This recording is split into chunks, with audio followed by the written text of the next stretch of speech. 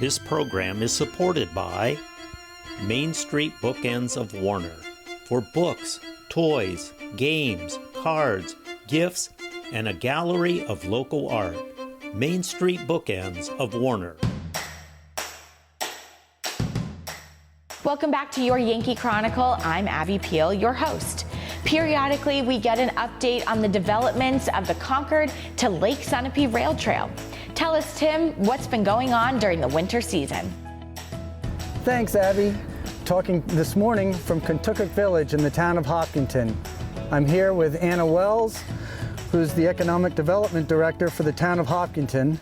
Anna can describe a new section of trail that will connect Hopkinton Library to Kearsarge Ave.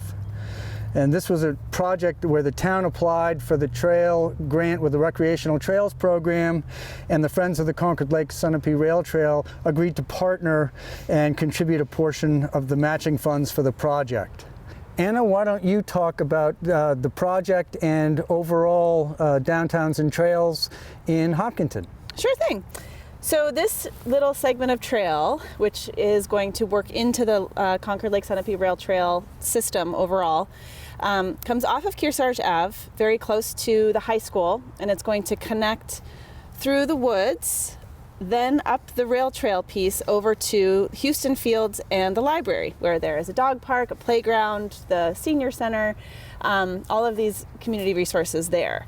So what this accomplishes is allowing mostly students use this route between the high school and the library and the playing fields, and it helps them get off the street sooner onto the trail. It'll also allow snowmobilers, bikers, walkers, bikes, all those users of the rail trail to come further into Kentucky Village. There is a gas station nearby where snowmobilers and others can fill up, and all of our lovely restaurants and shops where folks can visit as they come closer into downtown while only having to cross one street. So we're really excited to partner with the Concord Lake Sunapee Rail Trail group, and grateful to the Recreational Trails Program to allowing us to fund this and make this trail happen. And it does, as you mentioned, fit in with a broader initiative that we're undertaking right now with UNH Extension, which is called Downtowns and Trails. And this is a really cool program that's been undertaken in 3 different towns in New Hampshire, Keene, Ossipee, and Bristol, and now Kentucky Village in Hopkinton is the 4th. This is a program that examines really the connection between downtowns and the economic hub that they are, and the trails that surround them, including the Blue Trail, the river, examines the connections and how to leverage those resources to make each of them more vibrant and successful. So we're really excited and pleased to bring UNH in to work on this program. Awesome. Thank you, Anna. We really appreciate the update. My pleasure. And in other happenings in Concord, we continue to work on the 2.5-mile section of trail between 25 Fisherville Road and Carter Hill Road.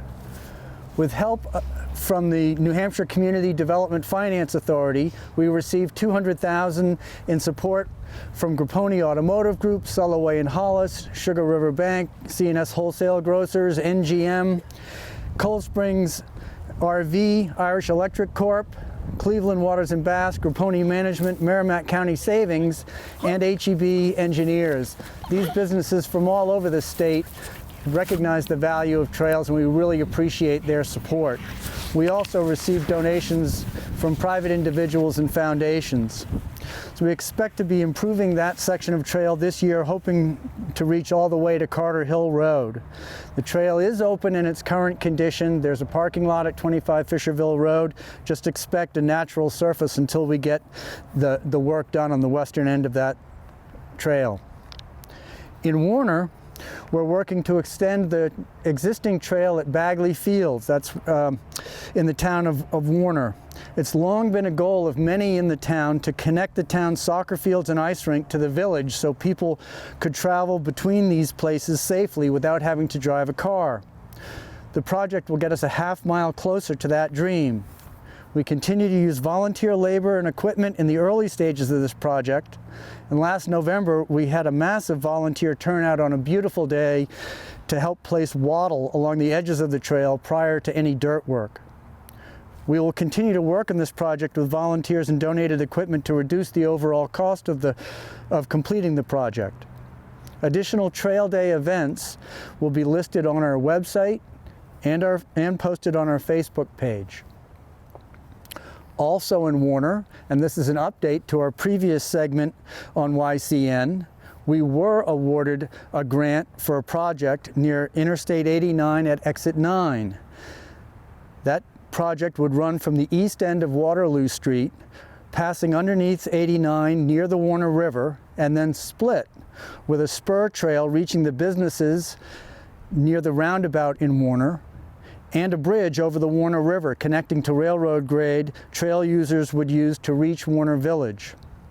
We were able to raise the matching funds for this grant through private donations and take the initial steps to partner with the town of Warner and New Hampshire Department of Transportation. The project will follow a very open process with many opportunities for public involvement. We expect 2023 to involve no construction, just planning and working on permits.